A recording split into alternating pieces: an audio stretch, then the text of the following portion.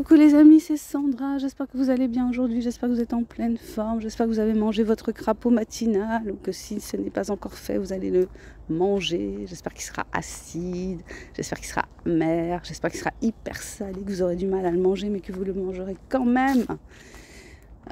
Aujourd'hui j'avais envie de vous parler d'un roman que j'avais envie de relire depuis très très longtemps et que hier je suis allée à la librairie et puis évidemment, acheteuse compulsive de livres que je suis, je suis repartie avec 3 bouquins, voilà, dont celui que j'avais envie de relire depuis des années, qui s'appelle Harold et Maude, que j'ai commencé hier, je pense que je vais le finir aujourd'hui. C'est un petit roman, c'est pas très très long. Je me présente pour ceux qui ne me connaissent pas, je suis Sandra Ganval, je suis écrivaine indépendante et sur cette chaîne je partage avec vous ce que j'ai envie de partager. Je vous invite à découvrir mes écrits en version numérique, en version papier. Ils sont tous sur la plateforme Amazon, il y en a pour tous les goûts. Il y en a pour tous les goûts, thriller psychologique, comédie romantique, comédie, nouvelle fantastique, science-fiction, fanfiction de Star Trek, oui. Et puis voilà, je suis également la créatrice de formations dans le domaine de l'auto-édition. Donc si ça vous intéresse, mes formations sont offertes, elles sont gratuites. Vous avez les liens juste en dessous de la vidéo. Si vous avez un projet d'écriture, un roman que vous souhaitez auto-éditer et si vous avez envie d'en savoir plus sur le processus, vous avez les liens juste en dessous, allez-y. Et troisième phase de promotion, Sandra Ganval est également coach. Et si vous souffrez de troubles du comportement alimentaire, d'obésité, si vous avez du mal à perdre ou à prendre du poids et que vous voulez être accompagné dans l'écoute, la bienveillance, dans la prise en compte en fait de l'aspect affectif de votre relation à la nourriture, de l'aspect addictif. Et si vous voulez qu'on travaille là-dessus, n'hésitez pas à me contacter. Vous avez mon mail juste en dessous de la vidéo. Voilà, la page promo c'est fini. Sandra vous parle de Harold et Maude, roman avec des côtés un petit peu vieillots, mais qui reste très pétillant, plein d'énergie, plein de vivacité. Alors c'est quoi Harold et Maude ? Harold c'est un jeune homme de 19 ans qui est obsédé par la mort et qui passe son temps à mettre en scène son suicide, donc en utilisant des effets spéciaux. Voilà, c'est toujours un peu du grand guignol. Et la personne qui doit assister à ça systématiquement, c'est sa mère. Donc il a une relation particulière à sa mère. Et donc sa mère qui s'inquiète pour lui, qui l'oblige à aller voir un psychanalyste à qui Harold a quand même peu de choses à raconter, qui comprend pas, enfin personne autour de lui ne comprend son univers. Il est fasciné par la destruction quelque part, parce qu'il adore aller regarder des destructions de maisons. Il est fasciné aussi par les casses. Il va dans des casses, vous savez, où il y a des débris de voitures, les carcasses de voitures, et il regarde en fait, il est fasciné par la réduction des carcasses de voitures en cubes, voilà, vous voyez, en cubes de ferraille. Voilà, lui, c'est ça qui le fascine, et sa maman, persuadée que ce qui lui manque, c'est d'avoir une vie de famille, elle est partie dans l'idée de lui trouver une femme, et puis elle l'a inscrit dans une agence matrimoniale. Donc ils sont complètement déconnectés l'un de l'autre, hein, donc c'est elle qui décide des choses, c'est elle qui remplit son profil. Voilà. Et puis un jour, et aussi l'autre passion d'Harold, ce sont les enterrements. Harold adore aller aux enterrements, donc il va à des enterrements de gens qu'il ne connaît absolument pas, parce que l'ambiance des enterrements le séduit. Donc il a vraiment une fascination pour la mort et pour la destruction. Et puis un jour, au cours d'un enterrement, il rencontre Maude, une vieille dame, qui va avoir 80 ans, et qui est un personnage pour lui qui va être comme une révélation, parce que il va s'apercevoir que elle apprécie son univers, et qu'en même temps Donc elle est tournée vers la mort parce qu'elle est consciente de la finitude de la vie, mais en même temps, d'une certaine façon, que la vie, que la vie ne s'arrête jamais, dans le sens où tu retournes à la terre, tu retournes à la poussière, et après, c'est un cycle qui redémarre. Et elle est pétillante, elle est vivante, chaque jour, elle essaie de faire quelque chose de nouveau. Elle conduit, mais elle n'a pas son permis. Elle passe son temps à voler des voitures.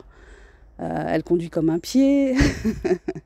Elle joue avec la police. Enfin, c'est assez délirant. Elle pose nue pour un sculpteur qui sculpte dans la glace. Et c'est un peu le mythe de... je sais plus, le mythe du titan là, qui remontait tout le temps la pierre, et puis la pierre elle redescend et puis il la remonte. Voilà, donc lui c'est qu'en fait le bloc de glace, au début de la journée il se fait livrer un bloc de glace, il sculpte dans le bloc de glace, et puis malheureusement vu son grand âge, il a tendance à s'endormir. Du coup, il s'endort, et le soir, le bloc de glace a fondu, et puis c'est un éternel recommencement, et il est persuadé... comme je crois que c'est Michel-Ange qui disait que dans le bloc de pierre, il y avait un personnage qui était dissimulé, et son travail c'était de le faire en sortir. Et lui, c'est le bloc de glace. Il se dit que dans le bloc de glace, il y a sa Vénus. Et en fait, il n'arrive jamais à faire sortir la Vénus du bloc de glace. Voilà. Donc, j'en suis là pour l'instant. Je suis en train de relire ça avec beaucoup de plaisir. Donc, c'est vrai que ça a un côté un peu vieillot. Je ne sais pas de quand ça date, mais c'est une belle énergie. Et puis, je me souviens, alors spoiler pour ceux qui ne l'ont pas lu, je me souviens qu'à la fin, Harold découvre, je ne sais plus à quel moment, qu'en fait, Maud a passé du temps dans un camp de concentration parce qu'il va voir son tatouage. Et ouais, donc il y a ça, quoi. Il y a le fait que cette femme qui a vécu des choses abominables, elle a cet élan de vie, et elle est pleinement consciente de la richesse que c'est d'être en vie. Et je trouve ça intéressant parce qu'on est dans un monde où justement beaucoup le fait d'être riche, d'être en vie, c'est beaucoup dénié. On est toujours dans le vouloir, dans l'avoir, dans le matérialisme, et puis dans la destruction de la vie, surtout dans le versant politique. Moi, je vais vous donner mon avis sur... moi, je trouve que le fait d'inscrire l'avortement dans la Constitution, je comprends pas. Qu'on puisse avorter, oui, bien sûr, évidemment, c'est une décision personnelle qui doit être accompagnée, qui doit être suivie, ce qui n'est pas le cas. Hein. Je connais des personnes qui ont très mal vécu le fait d'avoir avorté. Il n'y a pas de suivi qui est mis en place, quoi.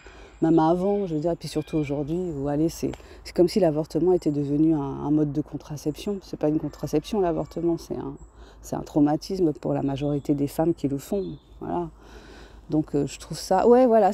Aujourd'hui, on n'est pas dans un élan d'aimer la vie, surtout en Occident.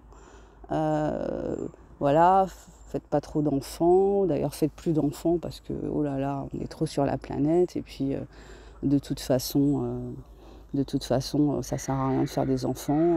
Qu'est-ce qu'on peut leur transmettre et tout. Enfin, toujours dans un truc très défaitiste. Et la dernière fois sur YouTube, je suis tombée sur une vidéo sur la femme qui a le record du monde des enfants. Donc c'est une femme qui a eu 48 enfants. Oui, 48 gamins. Et qui s'est retrouvée seule d'ailleurs, parce que son mari l'a abandonnée. Donc génétiquement programmée pour faire des enfants par paire, par 4, par 5, enfin bref, un truc de fou. Et voilà, et elle avait eu quand même ses gamins, et c'était très très impressionnant de voir un être humain un peu comme on aurait plutôt l'impression que c'est enfin, je dis ça sans méchanceté, hein, c'est comme un animal, comme une souris, quoi, qui a des portées. Enfin, c'est assez troublant, surtout que nous, on a notre regard plutôt occidentalisé sur la maternité, très contrôlé. La maternité, c'est pas très joyeux non plus, je trouve. Enfin, des choses, ouais, quand c'est naturel, quand c'est vers la vie, c'est pas toujours accepté avec joyeuseté. Enfin, il faut du contrôle, il faut du contrôle et il faut ouais, toujours dans ben, il n'y a pas assez de place pour, il n'y a pas assez d'argent pour, faut pas faire ça parce que ouais, l'omniprésence d'une forme de contrôle. Bon, bref, je m'égare, hein, mais en tout cas, voilà, je relis avec beaucoup de plaisir Harold et Maude, donc si vous avez l'occasion de le lire, il a été maintes fois repris sur... Enfin, c'est devenu une pièce de théâtre, il y a eu un film, ou peut-être des films d'ailleurs. Donc, je vais m'arrêter là pour aujourd'hui. Je vous souhaite une excellente journée ou une excellente soirée selon l'heure à laquelle vous passez par ici. Prenez soin de vous, prenez soin de votre mental, vibrez haut, chantez, dansez, allez vous promener, rencontrez des gens avec qui vous pouvez discuter de tout et de rien. C'est tellement merveilleux d'être avec des gens avec qui on peut discuter de tout, des gens avec qui on peut avoir des désaccords. C'est tellement précieux ça. Donc si vous avez des gens comme ça autour de vous, ben, chérissez-les. Qu'est-ce que je peux vous dire d'autre? Ben, rien d'autre, hein. Prenez soin de vous. Et puis, je vous souhaite le meilleur. Allez, ciao, bye bye.